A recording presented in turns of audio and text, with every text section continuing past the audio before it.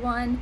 Today I'm sharing a recipe called Lemony Roasted Cauliflower from the Physicians Committee of Responsible Medicine. I first learned of this recipe. It was part of a holiday recipe list, and it's so easy. Your child can help you make it, and it's healthy. First, we're gonna cut up and clean the cauliflower. You can also purchase pre-cut, pre-cleaned cauliflower florets.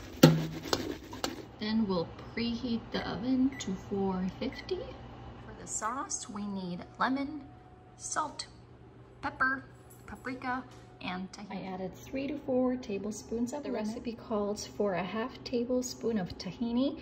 I added more because I love tahini. About 1/4 of a teaspoon of paprika, 1/4 of a teaspoon of salt, and pepper.